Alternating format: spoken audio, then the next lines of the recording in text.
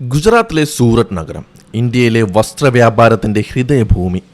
എന്നാൽ ഈ തറികളുടെ വലിയ ശബ്ദത്തിനിടയിൽ ആരും കേൾക്കാതെ പോകുന്ന ചില ജീവിത താളങ്ങളുണ്ട്.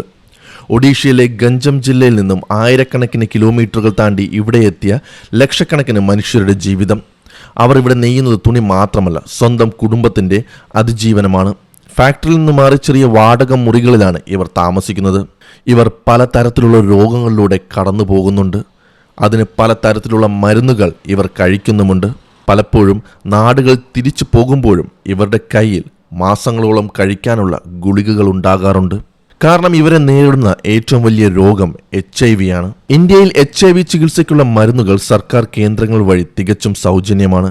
രാജ്യത്ത് എവിടെ നിന്നും ഇത് വാങ്ങാം എന്നാണ് നിയമം. എന്നാൽ യാഥാർത്ഥ്യം മറ്റൊന്നാണ്. ഒരു കുടിയേറ്റ തൊഴിലാളിയെ സംബന്ധിച്ച് ജീവിതം എന്നതൊരു ട്രെയിൻ യാത്ര പോലെയാണ്. നാട്ടിലെ വീടും നഗരത്തിലെ ജോലിയും തമ്മിലുള്ള നിരന്തരമായ ഓട്ടം. പലപ്പോഴും നാടുകളിൽ ഇവർ പോകുമ്പോൾ ഇവരുടെ മരുന്ന് തീർന്നു പോകാറുണ്ട്. അടുത്തുള്ള ആശുപത്രികൾ എന്ന് പറയുന്നത് 80 കിലോമീറ്ററുകൾ അകലെയായിരിക്കും. കയ്യിൽ ട്രാൻസ്ഫർ പേപ്പറുകൾ ഉണ്ടായിരിക്കില്ല. മരുന്ന് വാങ്ങാൻ കഴിയാത്ത അവസ്ഥ വരും. പിന്നീട് അവർ സൂററ്റിൽ തിരിച്ചെത്തുമ്പോഴേക്കും ശരീരം തളർന്ന് മഞ്ഞപ്പിത്തം ബാധിച്ചു കാണും. ഒരു ചെറിയ കണക്ക് കൂട്ടൽ പിഴച്ചാൽ ഇവരുടെ ജീവൻ തന്നെ അപകടത്തിലാകും. ഇവിടെ ജീവിക്കുന്ന രഞ്ജന് 3 വർഷമായി HIV പോസിറ്റീവാണ്. അയാളുടെ ജീവിതം ഇതിലും സങ്കീർണമാണ്. ദിവസവും രാത്രി 9 മണിക്ക് അയാൾ മരുന്ന് കഴിക്കണം. എന്നാൽ മരുന്ന് കഴിച്ചാൽ കടുത്ത ഉറക്കം വരും. മാസത്തിൽ 14 ദിവസം രാത്രി ഷിഫ്റ്റാണ് അയാൾക്ക്. മരുന്ന് കഴിച്ചാൽ ഉറങ്ങിപ്പോകും. ഫാക്ടറിയിൽ ഉറങ്ങിയാൽ മുതലാളി ചീത്ത പറയും. ജോലി പോകും. അതുകൊണ്ട് രാത്രി ഷിഫ്റ്റുള്ള 14 ദിവസം അയാൾ മരുന്ന് കഴിക്കാറില്ല. ആ ജോലി നിലനിർത്താൻ അയാൾക്ക് വേറെ വഴിയില്ല. HIV വൈറസിനെ പ്രതിരോധിക്കാൻ മരുന്നുകൾ കൃത്യസമയത്ത് ഒരു ദിവസം പോലും മുടങ്ങാതെ കഴിക്കണമെന്നാണ് ഡോക്ടർമാർ പറയുന്നത്. എന്നാൽ ഉപജീവനത്തിനായി കഠിനാധ്വാനം ചെയ്യുന്ന ഈ മനുഷ്യർക്ക് മുന്നിൽ സ്വന്തം ആരോഗ്യം സംരക്ഷിക്കുക അതോ ജോലി നിലനിർത്തുക എന്ന ചോദ്യം ഉയരുമ്പോൾ പലപ്പോഴും അവർക്ക് ജോലി തിരഞ്ഞെടുക്കേണ്ടി വരുന്നു.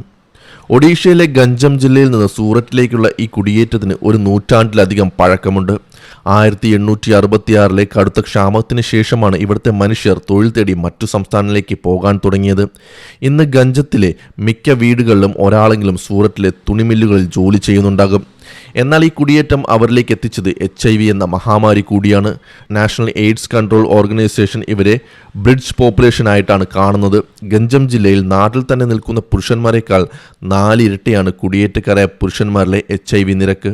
ഇതിനിടയിലാണ് അടുത്ത കാലത്തുണ്ടായ ആഗോള ഇന്ധന പ്രതിസന്ധി ഇവരെ വീണ്ടും തളർത്തിയത്. പാചകവാതക വില വർദ്ധിച്ചതും നഗരങ്ങളിൽ കൃത്യമായ വിലാസമില്ലാത്തതിനാൽ സബ്സിഡി ലഭിക്കാത്തതും കാരണം ആയിരക്കണക്കിന് തൊഴിലാളികളാണ് സൂററ്റിൽ നിന്നും വീണ്ടും നാട്ടിലേക്ക് മടങ്ങിയത്. ഈ കൂട്ടപലായനം ഇവരുടെ ART ചികിത്സയെ വീണ്ടും തകിടം മറിക്കുന്നു. രോഗത്തോടുള്ള പോരാട്ടത്തിന് പുറമെ കടുത്ത സാമൂഹിക വിലക്കം ഇവർ നേരിടുന്നുണ്ട്. HIV ഒരുമിച്ച് ഭക്ഷണം കഴിച്ചാലോ തൊട്ടാലോ പകരില്ലെന്ന് ശാസ്ത്രം പറയുമ്പോഴും പലരും ഇന്ന് മക്കളുടെ കൂടെ പോലും ഒരു പ്ലേറ്റിലിരുന്ന് ഭക്ഷണം കഴിക്കാറില്ല. മനസ്സിലെ ഭയവും സമൂഹത്തിൻ്റെ കണ്ണുകളും അവരെ അതിന് അനുവദിക്കുന്നില്ല. മരുന്ന് നൽകിയത് കൊണ്ട് മാത്രം ഒരു രോഗത്തെ ഇല്ലാതാക്കാൻ കഴിയില്ലെന്ന് ഈ മനുഷ്യരുടെ ജീവിതം നമ്മളെ ഓർമ്മിപ്പിക്കുന്നു.